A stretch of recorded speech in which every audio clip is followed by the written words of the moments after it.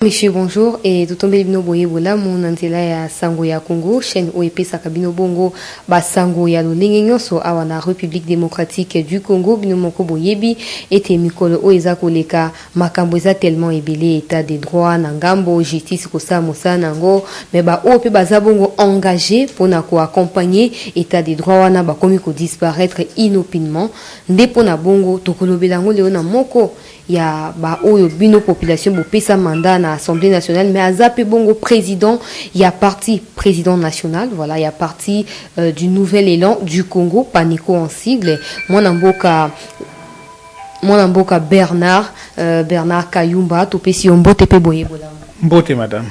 Merci pour la koyamba biso et pa na yo mwana mboka Bernard Kayumba motune ya liboso to monaki parti na yo poto bandawana parti nayo parti du nouvel élan du Congo et baki bongo na ko fêté 3 ans nango c'était le 20 mai dernier bon créa qui en 2017 spécial bongo 3 ans to linto yeba bilan na bino sur terrain eza positif to négatif. Madame, merci beaucoup. Ebi likanis oyo eutaki nanzela nanga pona ko créer parti politique oyo biangami Paneco parti du nouvel élan du Congo eza pona bilenge nyonso ya République démocratique du Congo.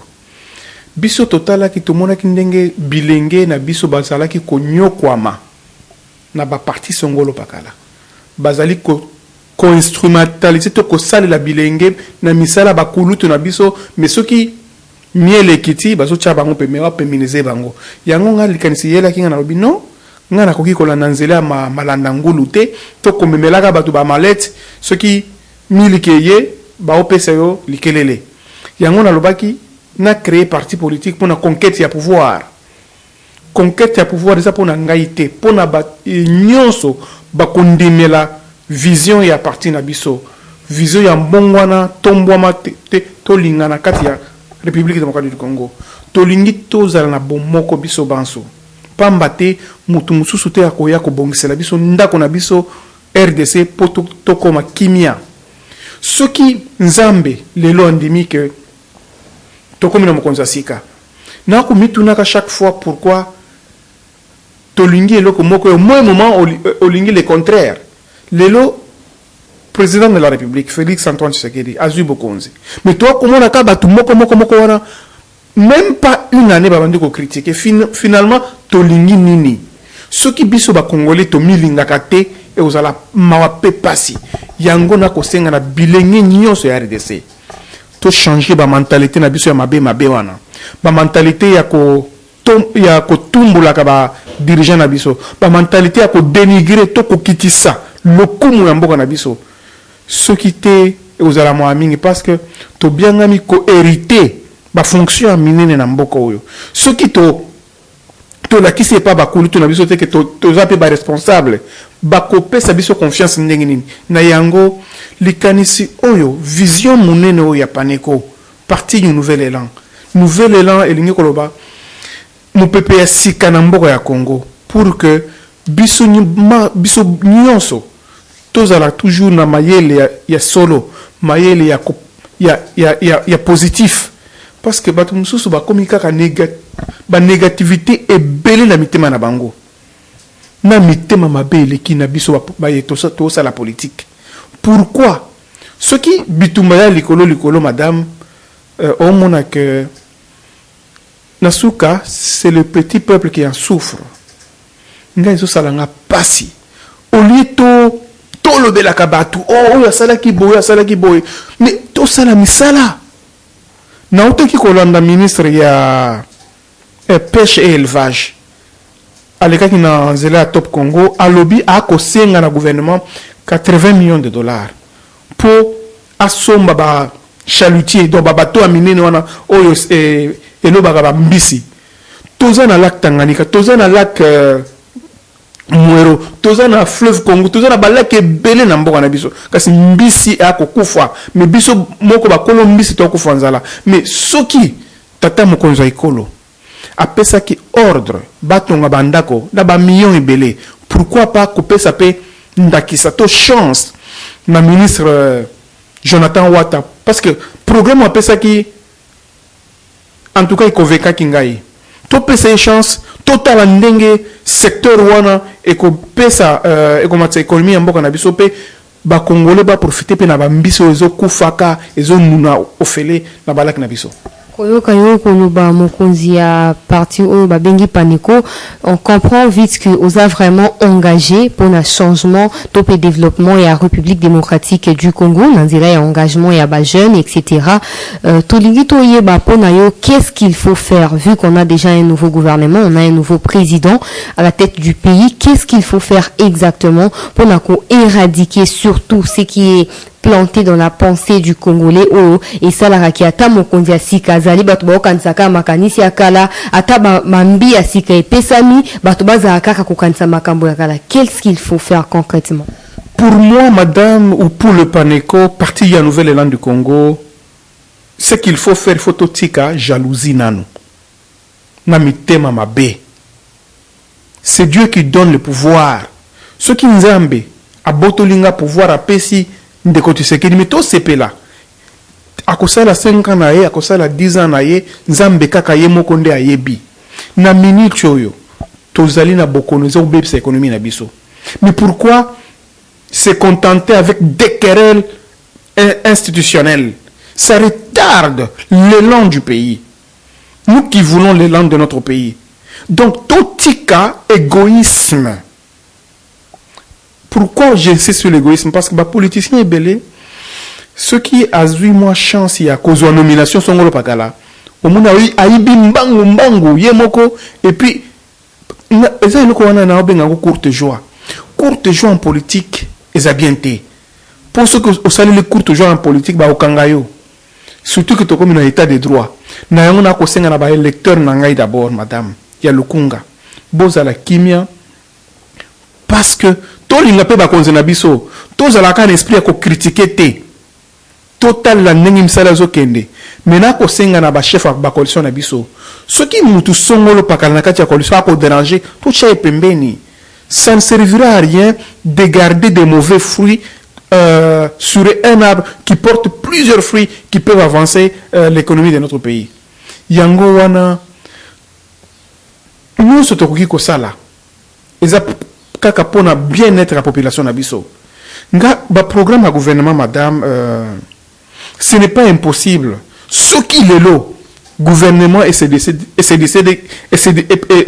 décision à kolobaken. OK, banda lelo toko fongola ba usine et ba fabrication à biloko ebele kuna na maloku. Et ko créer misala ba bilenge nyos bilenge ebele ba komi ba chômeur.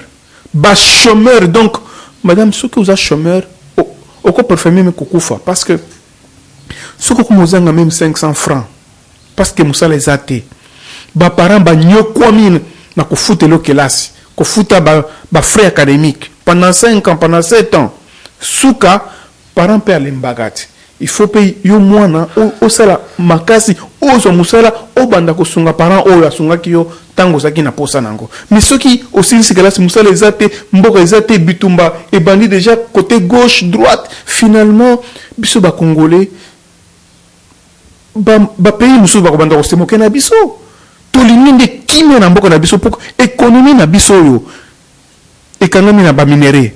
Mais pourquoi se focaliser na ba minerai à Pamba? Gouvernement na biso na yango ngamo lobele ya bilenge nyo sa République démocratique du Congo na sengi na gouvernement na biso.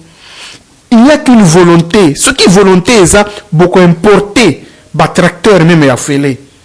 Bobandi ko kabango dans chaque province bolandele yango bopesi mutu boko to botie commission moko elandelaka suivi à ba tracteur wana pour que bilanga et salema dans chaque province. Ça me fait très mal ce qu'il y a de cela 2 ans. Ezalaki na pénurie to kozanga masangu to fufu na ba province ebele.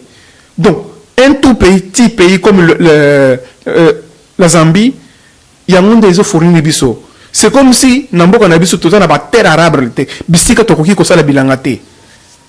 Mais tout changer mitémat parce que ceux qui tolingi ba congolais c'est pour les aider. Aider les Congolais à mon côté, non, c'est dans les actions concrètes. Donc, Nayango, Nayoka Kanda, ce qui, chaque fois, bas discours, loba, tuba, il faut qu'on s'aille à Moussala. Moussala est sur le terrain.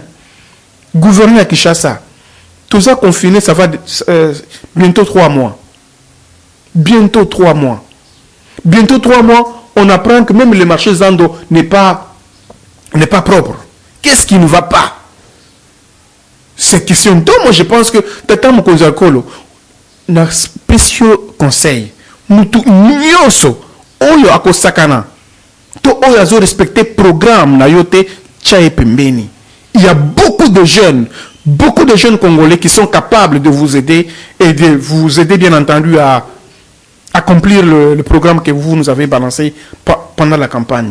Et je pense que les politiciens vont besoin d'imiter Mamabé. Parce que Balabo est ébélé, madame. Tout le monde que Balabo est ébélé, et ça qu'on travaille, qu'on freiner le programme, il y a gouvernement. Et je pense qu'il est temps que Bissou Banso, Baetoza éveillé, tout Fongola miso pour que ce qui, c'est un problème d'homme, au changer Moutongo, ce qui Moutoza Mouibi, au changer, mais pourvu que passage dans la présidence, et Biyano pour que le peuple congolais se retrouve. Mwana mboka Bernard Kayumba toko babongo na nzela ya émission oyo totika nano oyo etali bongo makambo ya ba jeune etali bongo ba ndenge yo moko utiko déplorer wana ke mitemo abele ki congolais il faut motema bonga po tokende liboso tolingi toyeba mwana mboka Bernard Kayumba. Vital Kamerhe Wazabongo accusé d'avoir détourné des fonds publics qui ont été alloués aux travaux des 100 jours lancés par les présidents de la République na nzela ya programme d'action na ya 5 ans. Mon mboka Vital Kamerhe a sami déjà mbalami balé. Mais eza ko inquiété population eza bongo déclaration na ye ya lundi dernier le 25 mai alobi tango Olanda ki na biso procès oyo alobi soki bobengi mwasi nanga bobengi mwana nanga Soraya, je vais allumer les faits. Quelle coïncidence, quelques jours, 2-3 jours après, juge président Azabongo Azaki bongo na dossier wana maboko akufi liwa moko catastrophique. Mwasi na ya expliqué après si so ba donné à lobby mobile naye le matin il était bien, il est parti au travail et à son retour à partir des 15h il présentait des malaises physiquement, il devenait faible et à partir des 18h a bandi qu'on vomir a ti a comme qu'on vomir même makila. Il était abattu physiquement et puis bah mimi en hôpital d'air koufaki bah 1h kokende 2h. Et ça coïncidence na déclaration ya Kamerhe to eza fait normal au bateau il faut bah observer comme makambuyo sondenge les kaka. Madame, je pense qu'il faut que nous arrivions à comprendre que dans la vie, il existe beaucoup de morts.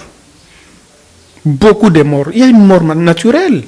Il y a des gens qui, après avoir subi beaucoup de pression, parce que tout beau s'en a été que procès aux la pression est belée. Peut-être, papa juge il a subi beaucoup de pression et que Motema n'a cédé.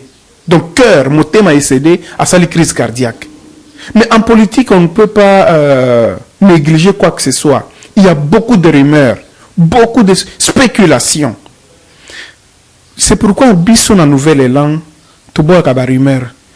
Na sepela ki ndenge na mona ki ba médecin basenga ki un médecin légiste pour na kosala juge autopsie pour toyeba pour tolonga na étape ba rumeur toyeba ceux qui zaki poison toyeba ceux qui zaki règlement de compte comme ça to éviter que juge wa kozala désigné pour na continuité à procédure akoya na ba piège wana te. C'est très important, mais je pense que biso ba congolais tozaka na ba esprit empoisonnement te et le kwana e uti wapi toi comme on a même na bureau à chef de l'état présidence bato ba kokufa ebele. Qu'est-ce qui ne va pas? Apparemment ils ont un bureau à chef de l'état. Qu'est-ce qui ne va pas? Donc il appartient au président de la République de même faire appel à des experts internationaux ba non ko dépister bato na nyonso parce que ça ko ça la biso basi biso ba députés nationaux. Toi, comme on a chaque semaine, presque chaque jour, chaque 2 jours, Moutoua Kokoufa na présidence. Pourquoi? Il faut faire l'introspection et voir qui fait quoi et qui a eu à faire quoi. C'est très important pour que nous ayons une ligne droite et nous éviter des morts inutiles au niveau de la présidence. Parlons du procès encore une fois. Je pense que c'est un procès qui va soit crédibiliser notre pays ou décrédibiliser notre pays au niveau national et au niveau international. Je pense que ba juge na biso base à la ba juge à Boignan.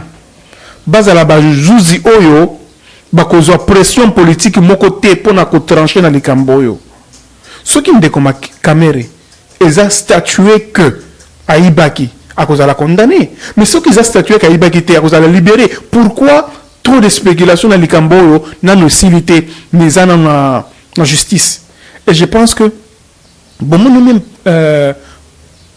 politiciens mbele bakoloba te na makambo oyo nga na lobi parce que j'ai le pouvoir molobeli bana Congo il faut bangona bayoka clair. Ce sont de spéculer sur une matière qui est encore pendante en justice.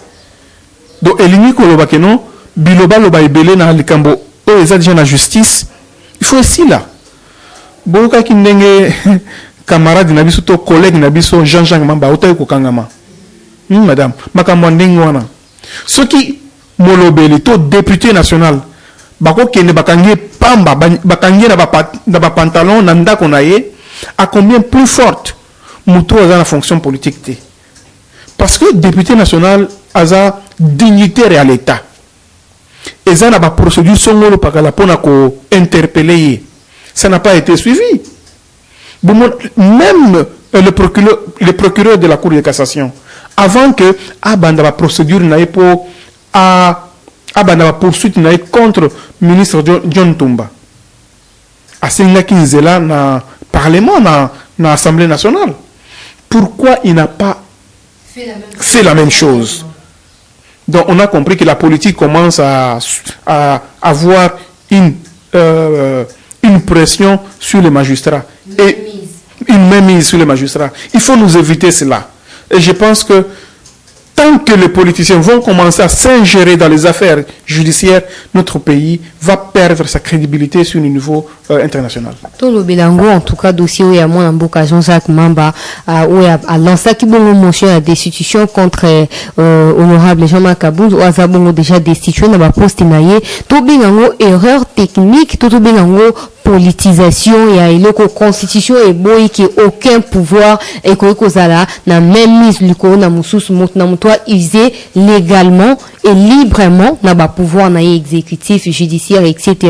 Oh likambo comme la mon amboka Jean-Jacques Mamba bakangié après un jour ba libéré ba tiena na résidence surveillée lobby lisusu Cour de cassation à suspendre ba poursuite à lobby poursuite et continuité qui nous fait à session au Yamé et vous a soit le 15 juin prochain, tout considérant vos erreurs techniques, tout les a même mises.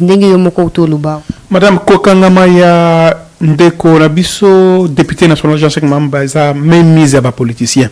Baébani P. Et je pense que la justice, elle doit se faire respecter dans notre pays. Kokanga député national, Oazana ba humilité naïe. Et le moins dans notre bouquet bokangiye. Pour la kokanga député, c'est un cas de flagrance. Bakangi on a moi si mususu, moi si abatu. Bakangi on a mineur moko boye en pleine action. Mais pour le cas d'espèce, signature ils ont récolté. Madame, ça faisait déjà 10 jours que la pétition a été déposée au niveau du bureau de l'Assemblée nationale. Collègue Nabiso Nani Simon Piana, Oya Keneki Kofunda Jean-Jacques Mamba. Le linge sale se lave en famille. Nami Beko, il y a règlement d'ordre intérieur de l'Assemblée nationale et lobby boye. Avant, il y a Kokende Libanda, Kofunda Ndekonao député et s'il y a un comité de sages, il y a l'Assemblée nationale. Donc, Yépe, à cause de sanction Moroboye, pour n'avoir pas respecté Mibeko l'Assemblée nationale. Mais pour n'avoir Italie Jean-Jacques Mamba, la Cour de cassation est outil qu'on suspendre, bah quitter été, qu'on suspendre, comme tozo kende congé parlementaire dans 2 semaines, donc 2 semaines après, bako bandel sous dossier wana. Donc c'est comme si il y aura une guerre entre le pouvoir judiciaire et le pouvoir législatif. Il faut nous éviter cela. Le peuple attend de nous de bonnes choses, que nous légiférions de bonnes lois, capables de protéger la population, capables d'attirer des investisseurs dans notre pays, parce que un pays qui n'attire pas des investisseurs est qu'on crée des chômeurs rebellés. je pense que c'est possible, ceux qui volonté politique et ça, chômage et c'est c'est possible.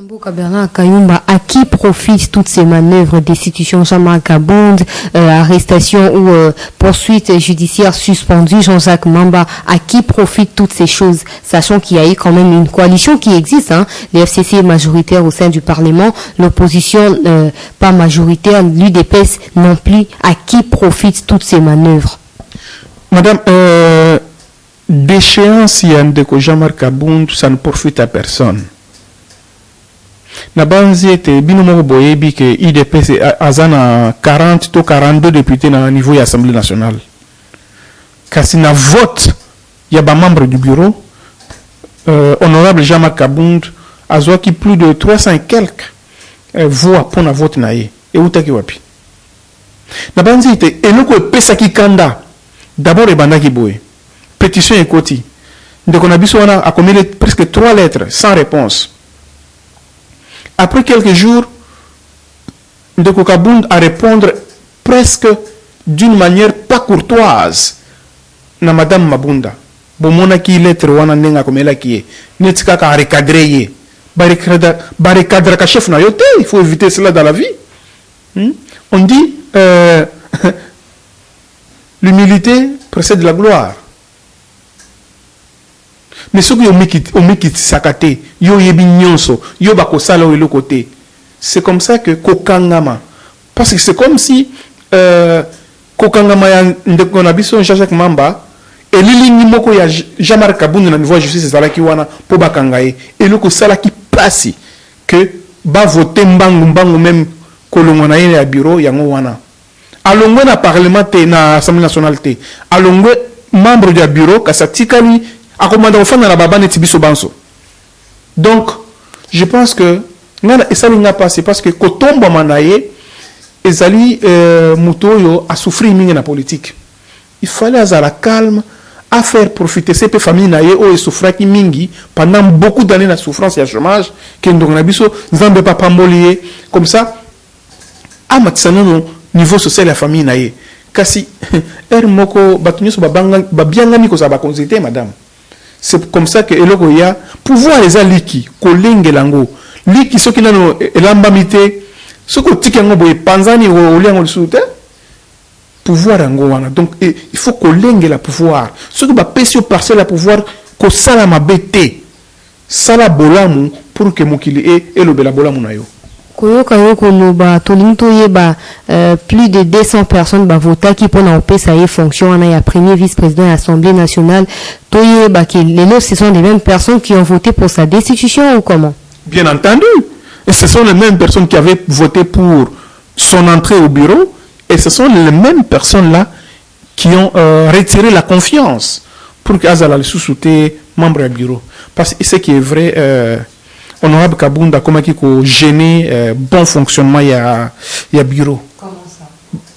Batu ebele ba comment qui ko se lamenter ayaka musalate ayaka quand il veut et puis au moni climat au moni na famille ceux qui oyaka bureau budaka mutu nyonso so ba pesi mboto ndimika na mutu vous voyez ce que ça fait, ça dérange surtout que ceux qui vous êtes appelés à travailler dans toute solidarité na unité na yango devise d'abord ya parti politique na biso unité développement avenir ceux qui bomoko ezate unité wana développement za ndenge nini bobandaka ko bunda fin de compte mandat esili bosala le côté et je pense que toi ko senga comme poste wana selon l'accord et pesama na parti politique UDPS ba pona mutu oyo akoya ko sala musala mutu oyo akoya ko déranger te parce que population izotale la bisote nini totinda ki bino na parlement bo sala ki nini ko bunda nga sala nga parce que mona ke makofi ubetama kuna na parlement oyo abianga mi molobelito honorable l'honorabilité ce n'est pas car la combo boye, il faut le manifester dans le comportement. Il faut avoir un comportement exemplaire. Ce qui va bien honorable, donc, aux amutumoko respectable. Mais ce qui va dire qu'on a un micro, tribune ya parlement au bois canacé donc même qui honorable wana et namona qui quelques 5 to 6 députés à UDPS bangonde ba ki ko kata ba micro na ko bois ka tribune ya assemblée namoni pe ba député à côté na ya FCC ba ki po ba bunda donc c'était pas un bon spectacle qu'on pouvait livrer à notre population qui nous a fait confiance pour que nous puissions travailler pour eux. Mon amboka Bernard Kayumba, quel avenir pour la coalition FCC cache ou bah conséquences et eux a toujours négatives sur la population. Bobo sanate que population de mutepe sa bino mandawana. Avenir ni pour la coalition. Madame, avenir il y a coalition FCC cache et zali volonté politique. Ce qui volonté politique et zali avenir kozala. C'est vrai, batebele balingi coalition oté. Mais en politique, il y a toujours des accords qui se font pour la cohérence, pour mieux gérer le pays. Ce n'est pas une toute première coalition au monde qui s'est fait en Israël. Bote comme ndeko Benjamin Netanyahu, premier ministre, azoki na élection té, kasi basali accord pour azonga premier ministre kasi bande de opposition bakota gouvernement. C'est une coalition également. Pourquoi pas chez nous ici? Donc je pense que tout celui qui va déranger la coalition, il y a beaucoup de jeunes intelligents capables d'assumer certaines fonctions politiques. C'est comme un étika bakulu tuto qui sont expérimentés, qui ont des plus intelligents pour gérer la République. C'est faux. Donnons confiance à tout le monde. Aux États-Unis, na fanda na États-Unis pendant 6 ans, na tangi kuna madame. J'ai vu beaucoup de jeunes gens qui occupent des fonctions, des responsabilités. AGQPT. Donc, si Mokonzi Mboka a fongulu misu, il va recruter beaucoup de jeunes pour que programme et gouvernement et ça les manabo solo. Inflation monétaire, mon amboka Bernard Kayumba, je commence par rappeler que vous avez une maîtrise en administration des affaires, droit des affaires, finance et banque. Vous avez un diplôme de graduat en finance publique, section impôts. Mon amboka Bernard Kayumba, le peuple congolais, qu'est-ce qui a causé cette inflation monétaire? Binoba Obozana Katia boîte. Madame, inflation monétaire dans beaucoup d'habitudes d'abord basée sur l'économie. C'est comme si Banque centrale est celle qui planche à billets. C'est comme si, je n'approuve pas, mais c'est comme si Banque centrale est celle qui planche à billets. Donc, on multiplie par mbongo. Bah, franc congolais pour nous déverser sur le marché. Et ça, là, que toi mata. Et puis, il faut que tout comme on a diversifié. Donc, comme ça, on va entrer à mbongo au niveau de la Banque centrale. Dans mon qui il y a 2 semaines, gouverneur de la Banque centrale à Congo à se plaindre que le bakeno année oyo ba opérateur économique nyon so ba futaka pako le 30 avril de chaque année ba futi pensate comme ba futaka comme ils ont toujours l'habitude de payer pendant les années précédentes. Et pourtant, en 2019, il n'y a pas eu de problème. Le problème les a quittés. Paco, tout taxe, foutaka le 30 avril, impôt sur les bénéfices et profits, et foutamaka le 30 avril de chaque année. Donc, ils ont revenu à 2019 et foutamaka le 30 avril de l'année prochaine.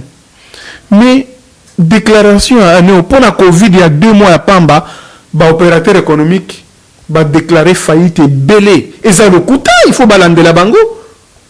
Donc, économie, ceux qui sont opérateurs économiques, on a besoin de bénéfices, mais comme il ça l'État, comme si sur base de la Covid, capitaine la bango qui dit c'est faux. Je peux comprendre que le 30 avril 2021, il y aura un problème d'encaissement au niveau de la banque parce que 2020, ça li pensate tout comme déjà dans le mois de juin. Donc, ce qui gouvernement et sali makasité, madame Nzale kokota na mboko, ils ont bank sanga fort. Et Bangsanga Makasi, parce que il n'y a pas d'entreprise qui a travaillé pendant cette année de 2020. Donc l'année prochaine, nous allons au quota. Donc il faut que nous arrivions à réfléchir comment nous pouvons maximiser les recettes autrement. Donc tout se focaliser surtout dans Bilanga. Parce que minerai Nabiso, avec les exportations qui sont bloquées, donc au moment où on a un paiement, babilo que belé, et puis il y a fictif dans le niveau fonction publique. Tout le monde a défilé à ministre rebelle dans le discours Milaï, Kassi. Maîtrise, il y a des agents et fonctionnaires de l'État, ils ont la caté. Je pense qu'il appartient au Premier ministre, après sa instruction, dans le ministre de la fonction publique. Après ça, il y a même 3 mois, que dans l'Union maîtrisé, effectif réel, il y a des agents de l'État, sur toute l'étendue de la République. Parce que tout le monde a Moutoumoko, il y a 4 combos. Il y a le ministère de l'économie, il y a le ministère du commerce extérieur, le ministère de ceux qui santé, donc matricule sont au Pakala. Donc, madame, c'est de l'argent volé, détourné. C'est ça même le détournement. Il y a des gens qui entretiennent ce détournement-là. Il faut démanteler ces réseaux. Le nouvel élan que nous voulons, c'est pour que la République se retrouve. Que les recettes de l'État soient canalisées dans un compte unique au niveau de la Banque centrale. Donc, tout ce qui est changé bizarrement pour que tout le monde ait école et à la solo. Le quoi moto zo maîtriser bon mambi matani finance pe ba économie proposition ni concrète au européen ça dans gouvernement en place. Proposition européenne c'est ali d'abord que recenser les sous ba opérateurs économiques ba baza réellement actifs sur le marché tout sur le terrain. Parce que tous les opérateurs sous baza capital et belé kasi ba batama. Il faut bailler banat. Bailler bana ndengeni. Na ba exportation ba salaka pour na kusomba biloko na bana mboka. Il faut que Direction générale des impôts et combat ko informatiser système na bango ya déclaration. Madame Tile lo bakenda utika ba papier. Ndengeni muto ko yibate. Ce qui volonté ezali. Je dis bien ceux qui volonté ezali ba ko informatiser, ba ko boya ko informatiser parce que ceux qui ba informatiser ba ko yibate. Tout ça na mi bi belé na ba régie financière. Donc en tant que Molobilabana Congo, je demande au gouvernement d'informatiser toutes les régies financières pour que les recettes, elles soient bien affectées, elles soient bien mobilisées et les mobilisateurs de recettes vont se retrouver. Ceux qui ont assignation, ils ont atteinte, eh bien, vont se retrouver. Lokola to continuer na liwa wana to pe na nzela wana ya yo moto tani mambi ya finance pe économie toujours continue to le bena no to o etani coronavirus impact nango sur différents domaines il y a vie ya to baka monde entier parce que c'est une pandémie qui a touché presque le monde entier. En République démocratique du Congo déjà le budget est déplorable, le budget du pays. Aux hommes à Congo qu'on résisté face à la crise économique après coronavirus. Madame, il nous sera très difficile de résister après la Covid-19. Pourquoi? Parce que beaucoup d'opérateurs économiques bakokanga. Nous sommes surtout bakangi. Ba licencié déjà bande konabiso ba congolais et belé na entreprise. Na chani métal là, il y avait plus de 200. Quand on a 2 mois ou 2-3 mois, ba bengen déjà plus de 100, 200 ba comme si ba papa ou ba bando sa chani métal ba chômeur. Donc, voilà kaka. Donc, il faut que le gouvernement Nabiso et ça la masse et soutenir l'entreprise qui déjà comme ça là. Ceux qui va prêter main forte aux à la passe. N'a pas si dans le monde de la ministre des Finances parce que a outé qui quoi alléger tâche na opérateur économique pendant 3 mois. Pas de contrôle il y a pas impôt. Pas de paiement à TVA na bampe mususu. Donc wana ezaki un plus pour na kosunga bande ko na biso basala ka commerce. Kasi pour na mboka na biso pour que chômage de makanzala na mboka. Pour nous éviter le chômage, qu'on puisse recenser toutes les entreprises et leur accorder un crédit remboursable dans une année, c'est possible. Kasi ko mona ceux qui projet na ekomi ba politique ba ça la politique ba créer ba entreprise fictive ba aligner ngo au détriment ya ba oyo ba ça la déjà musala. C'est ça le mal dans notre pays.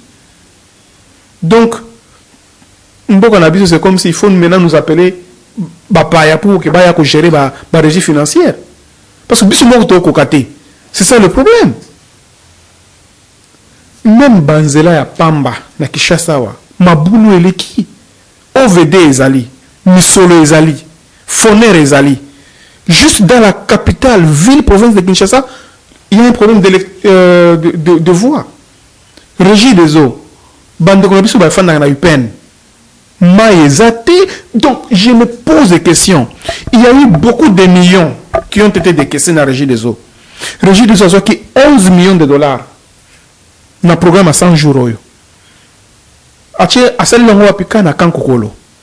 Bandeko 11 millions et si pour na la maille na résidence à chef de l'État kuna na oya na kankokolo 11 millions de dollars. Ba action concrète au lobby to signer na gouvernement et ça là et ça d'abord biloko kitatalo.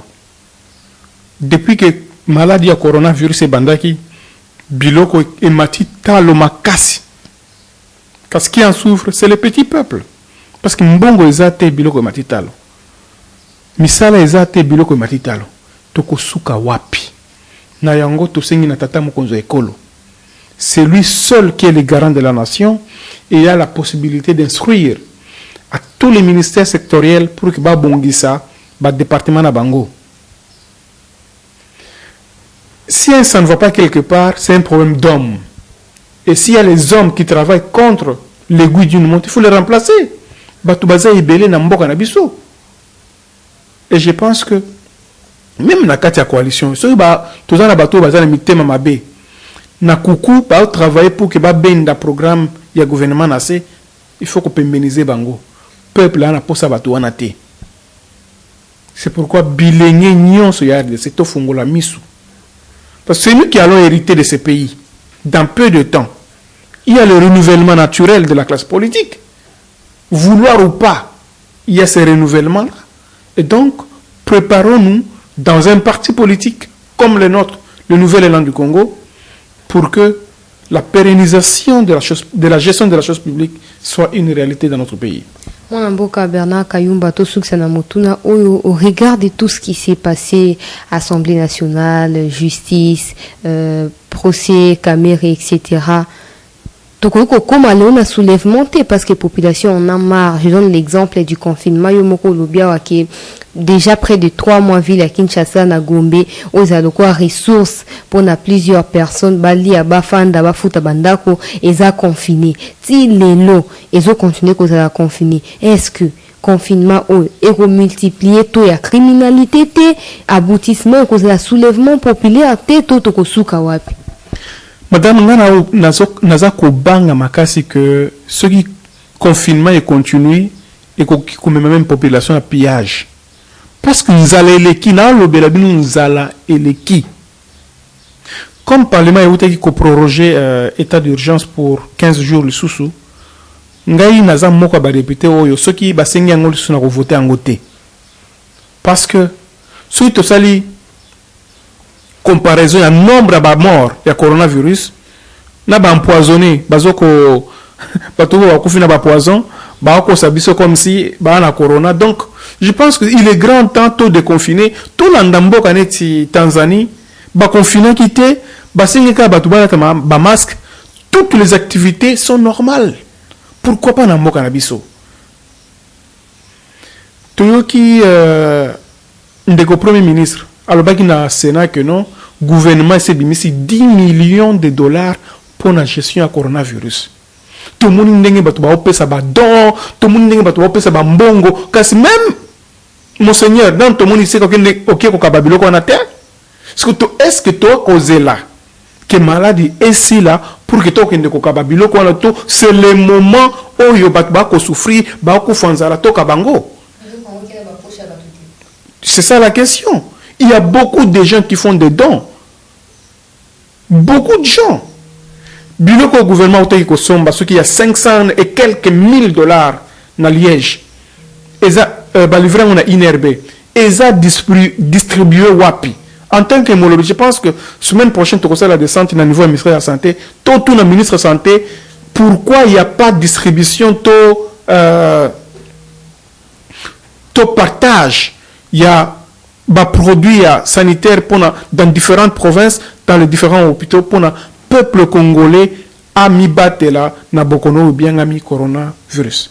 On a beaucoup Bernard Kayumba tala opportunité à souka yango to pesi pour loba na yo ya souka ya vie na yo te mais ya souka pour l'émission pour tout ça kondima tokozonga lisusu na yo pour na koyeba ko évaluer à chaque instant o ezoleka bongo na gouvernement ya République na biso. Madame, le bien-être to bolamu na biso ba congolais eza entre maboko na biso. Ce qui to milingi encore une fois to milinga pour que bolamu na biso ezala solo bolamu lingi lo banini il faut misala ezala ngana boyi que une classe to un noyau ya ba politicien de bango bazala vie ya bien batambola na mituka bien balera kitoko bakasi batu mususu bakufanzala. Il y a beaucoup de plaintes ngana molobele ya bana Congo lobi awa je me suis plaint nazaki na plénière na sali une année ba pesa nga parole te. Donc, au moins, que même au niveau du Parlement, égoïsme, Kopona Ezali, comment un député national, au cours de une année, au sein de la parole, va payer sa carotte? Nous sommes en mité, ma bécarat.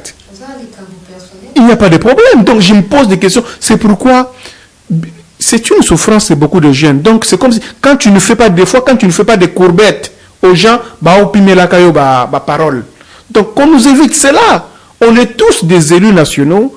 Il faut nous éviter que nous, toi, comme un rebelle, parce qu'au premier qui parole.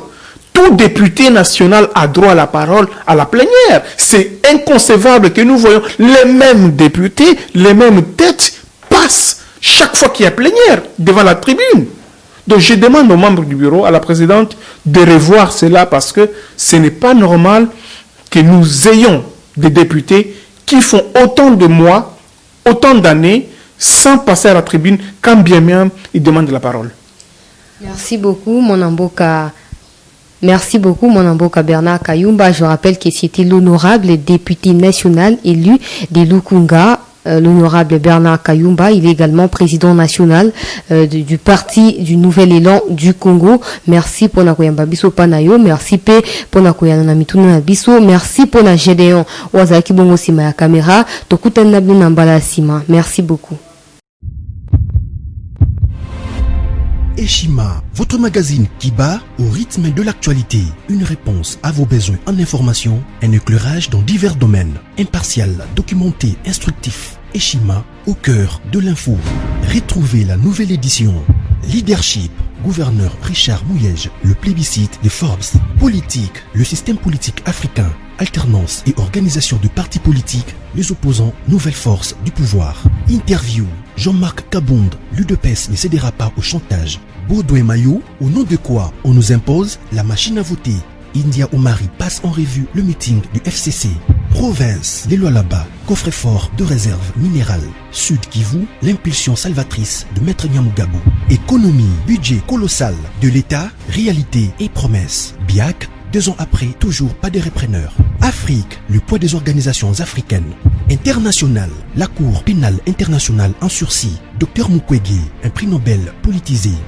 Retrouvez l'intégralité du magazine Eshima dans les kiosques. Eshima Magazine, un nouveau standard d'information.